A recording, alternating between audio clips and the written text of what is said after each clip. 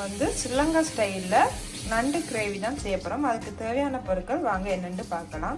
First நான் வந்து 4 நண்டு வந்து எடுத்து வச்சுருக்கேன். ஸோ 8 பாதிக்கு வந்து கிடைக்கும். அடுத்தது ஒரு தக்காளி 4 உள்ளி எடுத்து வச்சுருக்கேன். ஸோ 2 வெங்காயம் நறுக்கி வச்சுருக்கோம்.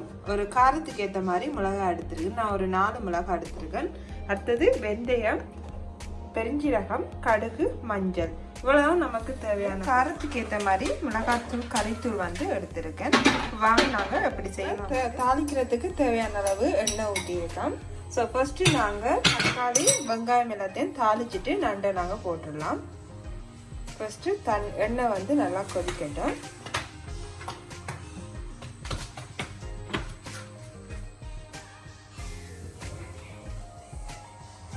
ஃபஸ்ட்டு நாங்கள் வந்து தக்காளி எல்லாத்தையும் போட்டு, ஸோ இப்போ வந்து தக்காளி வந்து உங்களுக்கு நல்லா கிரேவியாக வரணும். அது வரைக்கும் ஃபஸ்ட்டு நல்லா வதக்குங்க. அதுக்கு பிறகு தான் நீங்கள் வெங்காயத்தை சேருங்க. இந்த வெங்காயம் வந்து நண்டுக்கு ஆக பொரியக்கூடாது. ஒரு அரை அவியல் இருந்தால் தான் இந்த நண்டு கறிக்கு டேஸ்ட்டாக இருக்கும். ஸோ இப்போ வந்து நல்லா வதங்கிட்டு இனி நாங்கள் வெங்காயம், மிளகாய் வந்து சேர்த்துக்கொள்ளலாம்.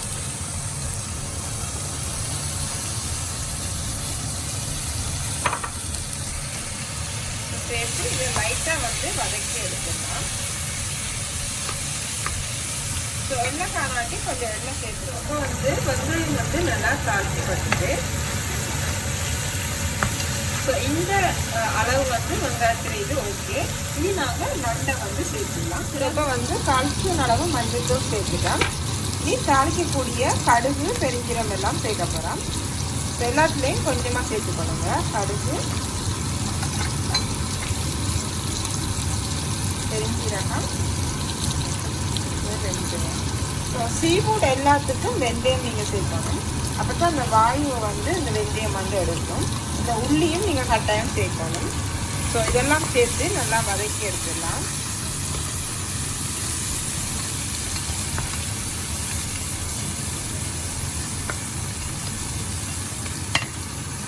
ஸோ இனி நாங்கள் நண்டை சேர்த்துடலாம்.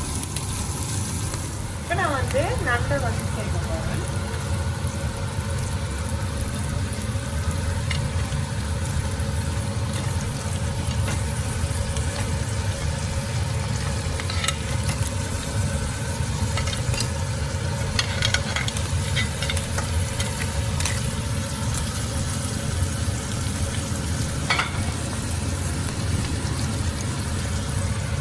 இப்போ வந்து இது எல்லாத்தையும் மிக்ஸ் பண்ணி விடக்கிறோம்.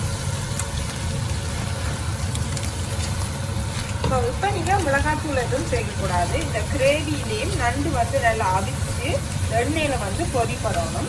அதுக்கு பிறகு தான் நீங்கள் மிளகாத்தூள், தண்ணி அதெல்லாம் சேர்க்கணும். ஸோ இப்போ வந்து நான் அந்த மசாலா நல்லா மிக்ஸ் பண்ணி விட்டு நண்டை வந்து அவிய விட்டு பொரிய விடப்போம். அந்த எண்ணெயிலேயே அவிஞ்சு பொரியும். பார்த்தீங்கன்னா நல்லா மிக்ஸ் பண்ணி விட்டுட்டேன். ஃபஸ்ட்டு நல்லா உப்பு சேர்த்துக்கலாம். ஸோ கொஞ்சமாக போடுது. என்னென்னா சீஃபுட்டாண்டால அதில் உப்பு இருக்கும். ஸோ நீங்கள் கொஞ்சமாக போட்டுட்டு பிறகு பார்த்துட்டு தேவைக்கேற்ற மாதிரி போட்டுக்கொள்ளலாம். இதை மிக்ஸ் பண்ணி விட்டுடலாம். ஸோ இப்போ நல்லா பொரிஞ்சு வதக்கிட்டு நம்ம மிளகாத்தூளை சேர்த்துக்கலாம். ஸோ உங்கள் காரத்துக்கு ஏற்ற மாதிரி மிளகாத்தூள் சேர்த்துக்கோங்க. ஸோ எங்களோட வீட்டில் கூட காரம் சாப்பிடுவீங்கன்னா ஸோ நான் நிறையவே சேர்க்குறேன்னா. ஸோ இப்போ ஃபஸ்ட்டு மிளகாத்தூள் எல்லாம் மிக்ஸ் பண்ணிட்டோம். இனி வந்து புளி சேர்த்துடலாம். ஸோ புளி வந்து ஒரு தேவையான அளவு சேர்த்துக்கொள்ளுங்க. உங்களுக்கு புளி கூட விருப்பம் இருந்தால் புளி கூட சேர்க்கலாம். ஸோ நான் கொஞ்சமாக சேர்த்துக்கோங்க. ஸோ இதை நாங்கள் இனி மிக்ஸ் பண்ணி விட்டுடலாம். இப்போ வந்து நண்டு நல்லா கொதிக்க விடவும் ஒரு 3-4 கொதி வர விட்டு நீங்கள் இறக்கி எடுத்துடலாம். ஸோ எங்களோட கிரேவி வந்து ரெடி ஆகிட்டு, இப்போ எங்களோட நண்டு கிரேவி ரெடி ஆகிட்டு வாங்க நாங்கள் சாப்பிடலாம். வந்து நண்டு கிரேவி ரெடி ஆகிட்டு எண்ணெயெல்லாம் பிரிந்து நல்லா வந்துட்டு இனி நான் வந்து அடுப்புலேருந்து இறக்க போகிறேன்.